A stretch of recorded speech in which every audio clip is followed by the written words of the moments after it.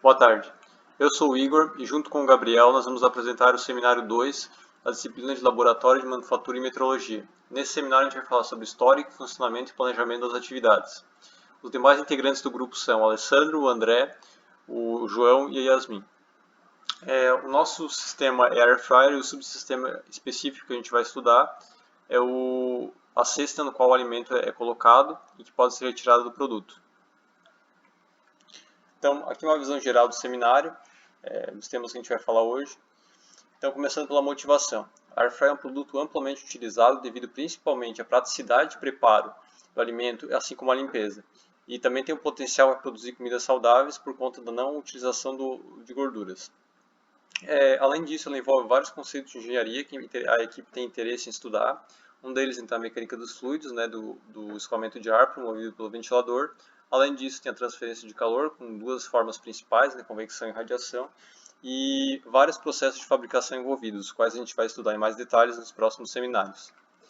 Então, começando pelo histórico e patentes, o primeiro forno convectivo, os primeiros fornos convectivos, na verdade, surgem em 1945, e eles utilizam então ventiladores para promover o aquecimento, a convecção forçada.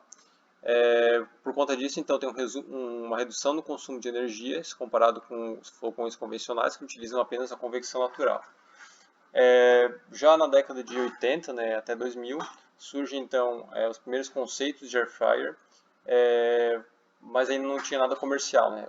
Só que todos eles então tentavam aumentar o coeficiente convectivo entre o alimento e o ar para promover um aquecimento mais rápido do alimento. Então, em 2006, surge a primeira patente de air fryer, né, do produto como a gente conhece hoje, e o seu criador, então, ele conseguiu obter um fluxo de calor similar ao da fritura ou assamento de alimentos. Por conta disso, ele conseguiu então uma parceria com a Philips, que passou a produzir esse produto então em 2010. Chegou então aqui no Brasil em 2011 por cerca de R$ 1.100, ou seja, cerca de 2 salários mínimos na época. No entanto, esse produto então vem se popularizando cada vez mais e o custo dele vem baixando muito. Então aqui a gente vai falar sobre o funcionamento da Air Fryer. No canto inferior direito, a gente posicionou uma animação ilustrando o funcionamento dela. Então, ali é mostrado as duas formas principais de aquecimento do alimento. Uma delas, a radiação promovida pela resistência na parte superior da Air Fryer, e a outra, a convecção forçada, promovida pelo ventilador. A carcaça interna e a cesta promovem, em conjunto, distribuem o ar que desce então pelas laterais da cesta e entra pela parte ou lateral ou inferior, ou as duas, dependendo da geometria da cesta. Em relação à segurança, por conta do aquecimento do ar, há um aumento de pressão dentro do air fryer, que então exige a retirada de uma parcela do ar. Esse ar é retirado então por um sistema de exaustão, mas antes de ser liberado para o ambiente, ele passa por um filtro. Agora vamos mostrar como é que foi realizada a desmontagem consciente pela equipe, né? Então a equipe adquiriu um air fryer, a gente vai estudar o subsistema, o sistema que é responsável por alocar a comida, né? Que constam as vistas desse sistema, né? E a gente separou esse sistema em dois conjuntos, né? Um conjunto formado pelas peças 1 e 2, que seriam a cesta do alimento, e a alça dessa cesta, e das peças do conjunto 2, né? Formado pelas peças 3 e 4, que seria a cuba, onde vai ser armazenada a gordura e que vai delimitar o escoamento de ar, e a peça 4, que vai fazer a interface entre, vai fazer a proteção, né, entre o interior do air fryer e o usuário. Que consta as vistas do conjunto 1. A gente olhando agora para a peça 1, a gente vê que a gente acredita que ela seja feita em aço de baixo carbono com revestimento com Teflon, um material já consagrado quando se trata de antiaderência, fazer um material antiaderente para alimentos, né? E a gente vê que tem muitos rasgos para permitir o escoamento de gordura e escoamento de ar também. E a gente vê que tem rasgos nas laterais que têm o objetivo de direcionar o escoamento para que ele esteja mais organizado e atenda os objetivos de projeto. Então a gente tem a peça 2, a peça 2.1 vai fazer a conexão entre o cesto do alimento e a alça, a peça 2.2 que é a alça em si, a peça 2.3 que é a capa, que vai dar, que quando a retirada dá acesso ao mecanismo da air fryer, né? A peça 2.4 e a peça 2.5 vão ser responsáveis mecanismo de abertura e fechamento da Air Fryer, 2.6 que é o botão para esse mecanismo, e a 2PS 2.7 que seria a capa protetora para impedir o acionamento involuntário desse botão. Então aqui tem as vistas desses componentes, né? E aqui a gente tem o conjunto 2 formado pela cuba, que a gente acredita seja de aço de baixo carbono, revestimento de Teflon também, inclusive na parte exterior para evitar a corrosão, deixar o exterior corroído, né? E onde vai ser armazenada a gordura, né? E a peça 4 que vai fazer a proteção realmente do usuário, né? Falando nisso, essa peça 4 a gente pode dividir em mais 3 peças, né? Quando sendo a peça 4.2, ela bem volumosa e bem oca, né? Então ela vai usar pouco material para ter um grande volume de ar interno, e isso a gente acredita que seja o objetivo de realmente fazer um isolamento térmico, levando em conta que o ar tem uma péssima condutividade, né? Além disso, a gente tem a peça 4.1, que vai dar aquele acabamento. Todas as peças poliméricas a gente acredita que sejam em poliamida 66, porque a gente tem indícios nas peças que indicam para isso, e a gente sabe que a poliamida 66 tem boas propriedades mecânicas, além de ter alta resistência a temperaturas, né? Ela consegue resistir a temperaturas elevadas. Isso aliado ao fato da Air Fryer ter em seu interior temperaturas que chegam a 200 graus, indica para a gente que é realmente um polímero que pode ser muito bem aplicado nessa situação. Então a gente tem aqui o mecanismo de trava, a gente vê que ele funciona com uma mola normalmente tensionando o mecanismo, de modo que quando ele é abaixado, o dente permite que ele entre, só que não consegue fazer o retorno devido a essa mola. Para a gente conseguir ter o retorno, a gente tem que apertar no botão, fazer uma força superior à força da mola, o usuário, né?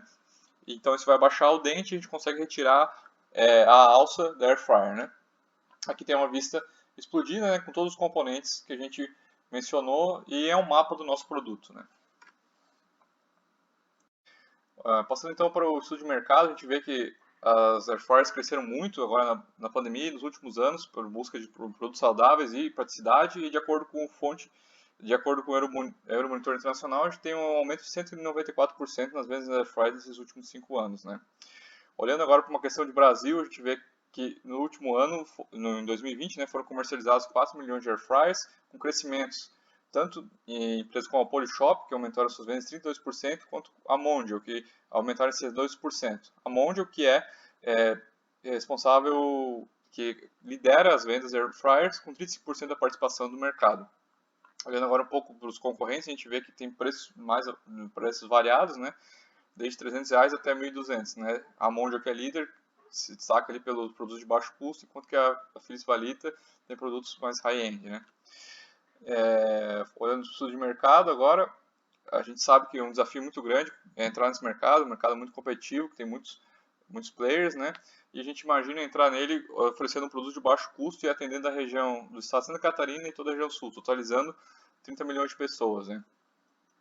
Levando em conta que uma cada 60 pessoas compram um air fryer por ano, e que a gente vai ter uma participação de mercado de 7,5%, com um cenário otimista, né, de projeção de aumento de 0,5% de market share por ano, a gente consegue projetar o número de air fryers que vão ser necessários produzir pela equipe, né? Dessa maneira, a nossa empresa terá que produzir 37.500 air fryers no primeiro ano.